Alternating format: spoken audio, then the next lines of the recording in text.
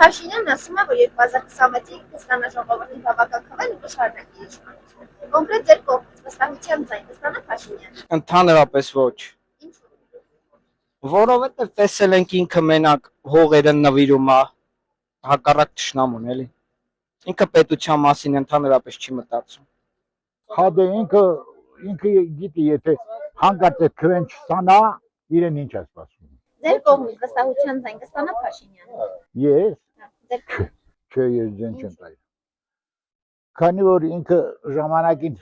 եկավ ամբողջ Զանգեզուրի կոմբինատի 39 աշխատողի գործից հանես գցեց շոլերը, մինչև հիմա այլ չի հետաքրքրում, թե այդ մարդիկ որտեղ են աշխատում։ Չէ, ես չեմ տա։ Ինչի՞։ Չեմ վստահում իրան, ինքը ինչ ասում է ինք խափում։ Ասում է Արցախ Հայաստան է վերջ, տրենգի է պարկեմ, հետո էլ զոհեր է տալիս, Ռուսաստանը կանգնեցնում է, որպեսզի բանը չշարունակվի,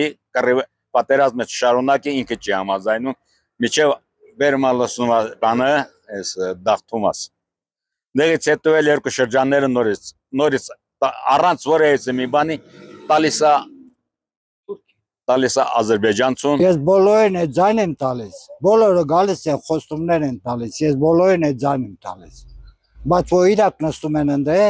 ենա թորի վրա, հավանաբար ընդ վիրուս կա, ինչ կա, վարակում են ուրիշ հիվանդություն են ստանում, այդ հիվանդությունը ընդ դեզինֆեկցիա արեք, բուժեք, հետո մարդիկ նստեն ընդ ու որոշեն ինչ անեն։ Ես չեմ մասնակցում ընդհանրապես։ Առաջինը, որ երկար տարիներ Հայաստանի քաղաքացի չեմ եղել, ընդամենը մի տարի Հայաստանի քաղաքացի եմ, ես չեմ մասնակցում ոչ մի ընտրությունների։ Ձեր կողմից վստահության ձայն կստանա Փաշինյանը։ Ոչ։ Ինչու՞։ Որտե ես դեմ եմ այդ մարդու կատարած բոլոր աշխատանքներին։ Հեսա Կարող է մայած բոմժ գա, ավելի շատ քվեստանը կամ մեկը չես կարասես։ Դա լավ փակ զմերու կա։ Ալես։ Ոչ պետք է ոչ կարակացի ոչ։ Վաղտը կգա բարին հետ, որ գալ այդ ժամանակը կտենանք տեխնացիները ովքեր են ինչ են, վաղտը կորոշենք։